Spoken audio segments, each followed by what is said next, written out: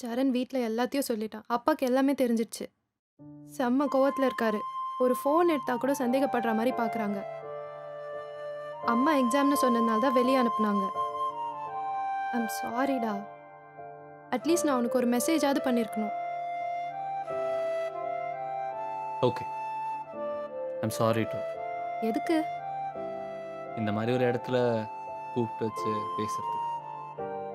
ஆ, விஷால், உன்கிட்ட ஒண்ணு கேட்கட்டா? ஒண்ணு என்ன 10,000 கூட கேளு. அவ்வளோலாம் வேணாம்.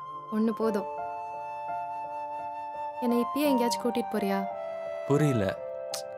உன் கூட இப்பவே இங்கேருந்து என்னை கூட்டிட்டு போறியான்னு கேட்டேன். யூ மீன் லைக் ஓடி போய்? டேய் நான் ரெடியா வரலடி. உன்கிட்ட கூட பேக்லாம் இல்ல.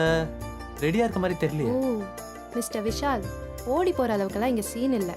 நீ தானடி சொன்ன கூட்டிட்டு போ அப்படின்னு. ம், கூட்டிட்டு போன்னு தான் சொன்னேன். கூட்டிட்டே வா போன்னு சொன்னேன். இதெல்லாம் போங்கடி. இன்னைக்கு ஒரு நாள் மட்டும் உன் லைஃப்குள்ள என்னை கூட்டிட்டு போ. எந்த ஒரு ரெஸ்ட்ரிக்ஷன்ஸும் இல்லாம அம்மா, அப்பா, காலேஜ், ஸ்டடீஸ் எதுவுமே இல்லாம உன் கூட கூட்டிட்டு போ. ம், ரொம்ப யோசிக்கிற. நான் கிளம்புறேன்.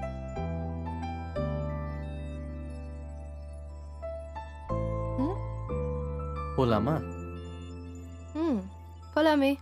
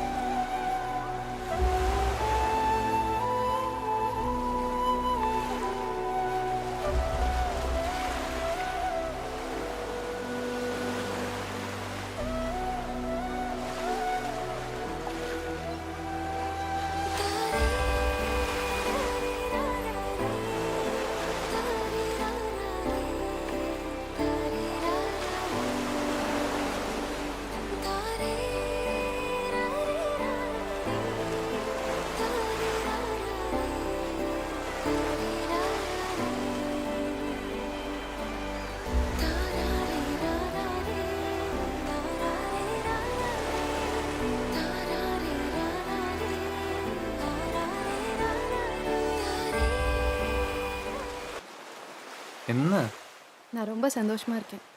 நிஜமாவா? ஆமாண்டா, நான் ரொம்ப சந்தோஷமா இருக்கேன்.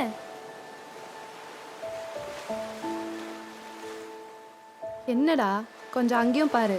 கடல் எவ்வளோ அழகா இருக்கு. எனக்கு அதான் அழகாவே தெரியல.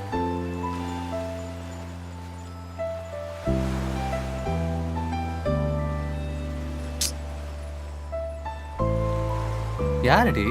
அம்மா திரும்ப திரும்ப கூப்பிட்டுட்டே இருக்காங்க. சரி எடுத்து பேச வேண்டியதுதானே? வேணாம் வேணாம். ஏய் அது கூட. ஏய், ஹலோ ஐயோ, ஆண்டி ஆண்டி ஒரு நிமிஷம். ஏய், நான் விஷால் பேசுறேன் ஆண்டி. சரண் சொன்ன அதே விஷால் தான். கவலைப்படாதீங்க, உங்க பொண்ணு என் கூட தான் இருக்கா, பத்திரமா இருக்கா. காலைல எப்படி வந்தாலோ அதே மாதிரி சாயந்தரம் 6 மணிக்குள்ள சேஃபா வீட்டுக்கு கூட்டம் சேர்த்துரும். என்னடி பேசிட்டு இருக்கும் போதே கட் பண்றாங்க?